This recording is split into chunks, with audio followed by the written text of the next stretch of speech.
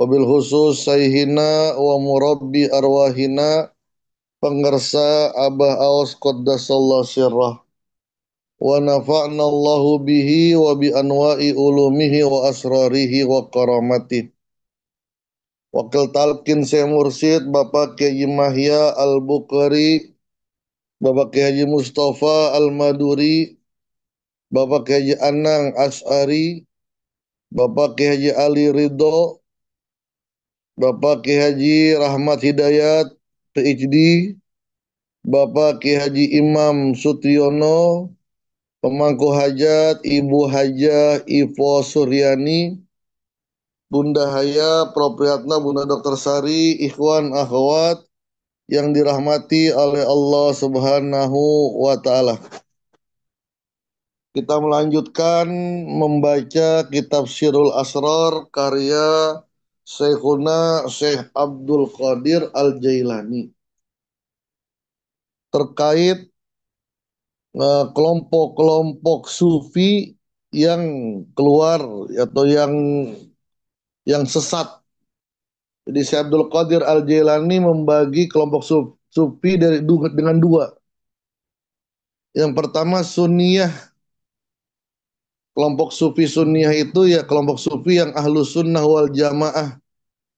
Mereka eh, allazina af'aluhum wa aqwaluhum muwafaqatun lisyariati wa tariqah. Bahwa perbuatan mereka, perkataan mereka sesuai dengan syariat dan thariqah, sesuai dengan Al-Quran dan hadis. Inilah yang dikatakan ahlu sunnah wal jamaah. Meskipun seperti itu, Syekh Abdul Qadir mengatakan wa ba'duhum yadkhulunal jannata bighairi hisab. Sebagian mereka itu ada yang masuk surga tanpa dihisab, dan sebagian juga wa ba'duhum yadkhulunal jannata ba'dal azabi,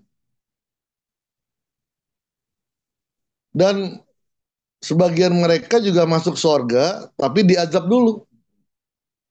Jadi tidak menyatakan bahwa sufi itu mendapatkan jaminan surga, tapi tergantung dengan amalnya gitu. Meskipun dia bertorikoh sufi ya, ini pembahasan daripada Syekh Abdul Qadir Al-Jailani. Tujuannya ya biar tidak meremehkan, tidak mengenteng-entengkan, meskipun dalam perkataan beliau akan berdiri di depan pintu neraka sampai seluruh murid-muridnya masuk ke dalam sorga gitu. Tapi kalau si Abdul Qadir mengatakan seluruh kaum sufi Sunniun masuk surga, ya tidak bisa juga gitu. Dikhawatirkan nih, pengikutnya nanti akan meremehkan, menggampang-gampangkan. Wal bawaki bid'iyun. Kelompok-kelompok yang lain lagi adalah kelompok-kelompok bid'iyun, ahli bid'ah. Sufi tapi ahli bid'ah. Kita teruskan kelompok yang ketiga, yang keempat ini as-samrahiyatu. Wa amma samrahiyatu. Kalau yang pertama halawiyatu, mereka kelompok ini menyatakan segala sesuatu yang indah itu adalah manifestasi Tuhan. Segala sesuatu yang indah itu adalah manifestasi keindahan Tuhan. Maka halal untuk dilihat. Begitu pula laki-laki halal melihat perempuan yang cantik gitu. Bahkan auratnya pun diperbolehkan karena itu membuat dia ingat kepada Tuhan. Ini kufrun mahdun, itu kufur yang sangat jelas. Kelompok yang kedua adalah al-haliyah. Al-haliyah itu hulul. Hulul itu merupakan konsep yang dikeluarkan oleh eh, Abu Mansur Al-Hallaj. Hulul itu yang paling gampang kayak orang kesurupan gitu ya, menyatukan ruh dengan ruh lain. Kalau hulul itu bersatu dengan Tuhan. Tapi kalau haliyah itu bersatu dengan ruh ahli silsilah. Misalnya masuk dalam diri dia ruhnya se Abah Anom gitu. Ruhnya Abah Sepuh gitu. Ini namanya kelompok Al-Haliyah itu. Kelompok Al-Haliyah. Kalau di kita ya tidak ada seperti itu gitu. Tapi kita meyakini kita terkadang mendapatkan bimbingan gitu dari ahli silsilah gitu. Bimbingan, tapi kalau sampai masuk dalam dirinya itu tidak diajarkan dalam torikoh kita gitu. Atau kalau ini kalau dalam ilmu-ilmu hikmah itu menyambet menyambet jadi nyambet ruhnya siapa. Begitu pula dalam dunia torikoh ada nih.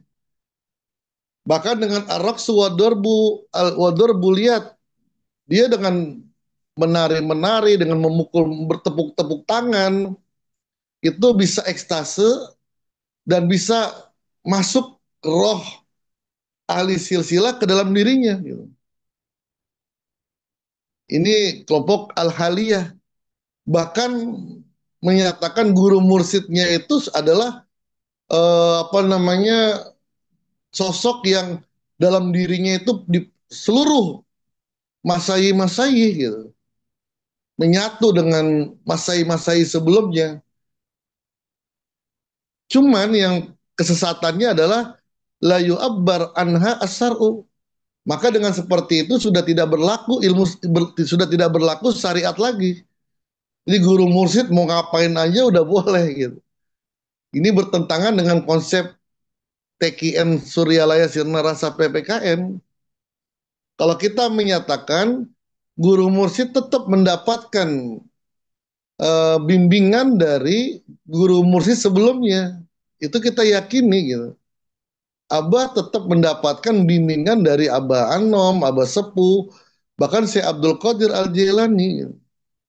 Tapi tidak menyatukan dirinya meskipun banyak ikhwan ketika ngelihat Abah Aos ya, kok yang dilihat adalah Abah Sepuh gitu. Ketika ngelihat Abah Aos kok yang dilihat Abah Anom gitu. Ya itu bisa saja terjadi gitu. Bisa saja terjadi. Kenapa? Karena saking mengikuti gurunya ya maka terlihatlah dalam zohirnya diperlihatkan oleh Allah zohirnya kepada murid-muridnya. Nih, gurumu ini udah benar-benar Abah Anom, gurumu ini benar-benar Abah Sepuh gitu. Tapi kita tidak meyakini dan membenarkan kalau guru mursyid itu sudah lepas daripada hukum syariat, sudah bukan mukalaf lagi, ini tidak dibenarkan. Bahkan ya guru mursyid sangat menjaga syariat. Abah selalu mengatakan eh, Abah lebih lebih suka kepada keseimbangan antara syariat dengan hakikat gitu. Kan banyak orang-orang yang misalnya dia tidak sholat gitu ya. Kok dia nggak sholat? Oh iya, emang dia makomnya udah beda. Gitu. Makomnya udah beda, udah nggak udah dihalalkan tidak sholat itu yang bahaya gitu. Sa yang kemudian yang ketiga itu auliyaiyah dari kata wali iza wasalal abdu ila martabatil auliya jika seseorang hamba sudah sampai kepada makom wali sakotot anhu takalifus syar maka gugurlah darinya hukum-hukum syariat udah nggak wajib sholat udah nggak wajib zakat nggak wajib puasa udah halal melakukan apa-apa yang diharamkan dan mereka mengatakan wali lebih mulia daripada nabi. Kenapa? Karena nabi itu mendapatkan wahyu dari Allah melalui perantara Jibril. Kalau wali langsung dari Allah kepada wali tersebut. Ini pun wahaza kufrun kata Syekh Abdul Qadir. Ini pun kufur juga gitu. Yang namanya wali pasti di bawah para nabi. Bahkan Abah mengatakan wali-wali Allah di bawah para sahabat. Jadi Abah itu sangat memuliakan para sahabat Nabi. Kemuliaan wali-wali Allah, wali-wali semuanya termasuk si Abdul Qadir di bawah para sahabat Nabi. Kenapa? Kemuliaan mereka berjumpa dengan baginda Rasulullah. Wa amma samrohiyatu adapun kelompok samrohiyah fa innahum yakuluna mereka berpendapat as-suhbatu qadimatun. Ini kalimat ini yang saya sedang pikirkan nih. Apa maksudnya ya? Kalau secara labziahnya as-suhbah suhbah. Suhbah itu ya bertemu dengan guru mursid, duduk dengan guru mursid, qadimatun. Ini khobar, as-suhbah mubtada, qadimatun itu khobar. Jadi subah itu adalah kekal. Subah itu adalah kekal. Sementara ini saya memahami mungkin orang yang bersama dengan guru mursyid, yang sudah selalu bersama dengan, sudah bersama, tidak lepas dengan robitonya dengan guru mursyid, ya dia akan kekal gitu. Wabiha yaskutul amru wa nahyu. Dan dengan suhbah itu, wabiha hanya kembali kepada suhbah. Gugurlah atas dia perintah dan larangan ya sama seperti tadi sudah tidak wajib syariat lagi. Wa yukhilluna dafu wat tanbur wal bakil manahi. Mereka itu hulul juga gitu.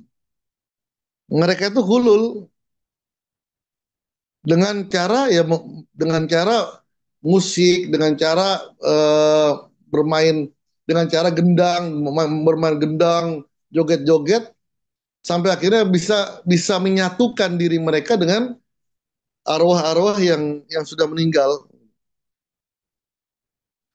Atau diartikan wa yukhilun nadaf mereka menghalalkan musik dan beberapa hal-hal yang dilarang. Ya, yang parah lagi wa banatuhum halalun min jihati nisa. Jadi putri-putri mereka halal digaulin gitu. Maka kata Abdul Qadir wahum kufarun wadamuhum mubahun. Mereka itu kafir dan darah mereka halal. Karena bahaya dolun fa'adollu. Wa ammal hubbiyatu adapun hubbiyah daripada kata hub. Mereka berpendapat fa innahum yaquluna iza wasalal abdu iza ila darajatil mahabbah indallahi ta'ala taskutu anhu takallif. Jika seseorang hamba sudah sampai kepada kecintaan kepada Allah, dicintai oleh Allah dan dia mencintai Allah, maka gugur kewajibannya. Wala yastaruna auratahum bainahum. Dan mereka sudah tidak perlu menutup aurat lagi di antara mereka gitu. Jadi sudah nggak ada sudah nggak ada lagi karena mereka sudah dikatakan makhluk suci gitu. Jadi boleh membuka-buka auratnya di antara mereka. Ada lagi yang lucu lagi wa ammal khuriyah. Ada juga khuriyah asal kata dari khur, bidadari. Apa fa innahum kal khaliyatu. Mereka seperti keadaan kelompok al-haliyah yang ekstasenya menyatu diri gitu. Jadi dengan dia berzikir, misalnya baca subhanallah walhamdulillah dengan joget-joget. Dan ketika ekstase itu mereka menganggap, mohon maaf, wat'ul khuri fi halatihim. Jadi ketika mereka dalam ekstase, mereka berhubungan badan dengan bidadari gitu. Dalam berzikir mereka, zikir mereka. Tapi sampai joget-joget, sampai mereka ekstase, dan pada saat itulah mereka merasakan sedang berhubungan dengan bidadari. Dan ketika mereka sadar, mereka wa iza afaku iktasalu. Jika mereka sudah selesai dalam zikirnya, mereka wajib mandi gitu. Karena dalam zikir mereka, dalam ekstasenya, mereka menganggap berhubungan dengan bidadari. Fakazzabu fahalaku bihi. Itu mereka berdusta gitu, mendustakan dirinya untuk untuk apa namanya mencari jamaah, mau mendapatkan kenikmatan nggak? Ayo nih kenikmatannya kayak gini gini gini nih gitu. Pahalaku dan mereka hancur dengan pemahaman itu.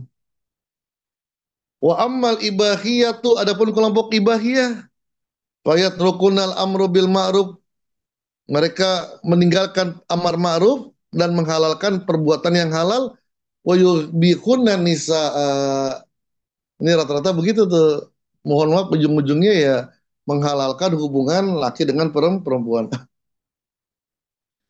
Wa amma mazhabul mutakasilah dari kaslan, males. Apa? Mereka itu kelompok adalah fayat rukunal kasba. Mereka nggak mau kerja gitu. Lalu bagaimana? Wayas aluna minal abwab. Mereka meminta-minta aja kerjanya. Mereka zikir, mereka ibadah, dan mereka nggak mau usaha. Apa yang mereka kerjakan ya minta-minta aja gitu. Dan mereka mengatakan wedauna tarkat dunia. Mereka mengaku sudah meninggalkan dunia gitu. Maka bagi orang-orang yang belum meninggalkan dunia harus memberikan sesuatu kepada dia. Atau gini, mereka-mereka yang sibuk dengan dunia, maka diwakili ibadah mereka oleh kelompok ini gitu. Ya sudah, kalian nggak usah bangun malam, biar kami yang bangun malam gitu. Kalian nggak usah puasa, biar kami yang tidak makan. Tapi kalian menjamin hidup kami gitu. Kasih kami duit gitu. Nanti kami yang malam harinya kami zikir. Pahalanya buat kalian. Ini apa namanya modus lah gitu. Wa ammal mutajahilah. Ada juga kelompok mutajahilah. Fayal basunna libasal fusak ala zuhurihim. Mereka memakai pakaian yang aneh-aneh, pakaian-pakaian orang fasik lah. Jadi mereka secara zohir menampakkan diri mereka itu nggak baik. Misalnya pakai celana pendek keluar kemana-mana, atau pokoknya bajunya baju yang nggak mencerminkan seorang muslim yang baik lah gitu. Tapi mereka wadauna fi bawatinihim, mereka mengatakan ya ini kami menutupi keistimewaan yang ada dalam diri kami di dalam ini, dalam batin kami ini gitu. Pakai anting, pokoknya pakaiannya aneh-aneh lah, pakai lepis yang bolong-bolong gitu. Tapi mereka menutupi batin mereka gitu. Seperti malamitiyah. Ini pun ya bisa wahalaku bihi, kata Syekh Abdul Qadir, bisa hancur karena merasa dirinya benar gitu. Kemudian ada dua lagi lah. Ada wakfiyatu. Kelompok wakfiyah itu mereka berpendapat tidak ada seseorang pun yang bisa ma'rifah kepada Allah kecuali Allah. Maka wayatrukuna talabal ma'rifah. Mereka tidak mau mencari dan berusaha untuk berma'rifah kepada Allah. Kenapa? Sesuatu yang nggak mungkin gitu. Maka dikatakan wakfiyah, wakof. Udah berhenti aja udah, nggak usah. Terakhir ilhamiyah, ini bahaya lagi nih. Ilhamiyah ini adalah mereka yang mengaku bahwa nggak usah belajar. Gitu. Fayatrukunal ilma. Wayanhauna anit tadris. Mereka meninggalkan belajar dan melarang orang buat ngajar gitu. Cukup mereka mendapatkan ilham. Bahkan mereka mengatakan Al-Quran itu hijab. Al-Quranu hijabun. Quran itu hijab gitu. Tapi syair-syair itu adalah inti daripada lebih mulia daripada Quran. Jadi mereka ini eh, lebih mengikuti bisikan-bisikan, nggak mau belajar gitu. Ini bahaya ini. mengikuti, karena gini, fa'alhamaha fujuraha wa taqwaha gitu. Baik, nanti dikit lagi kita akan teruskan di pertemuan yang akan datang. Wallahu a'lam bishawab. Assalamualaikum warahmatullahi wabarakatuh. Waalaikumsalam warahmatullahi wabarakatuh.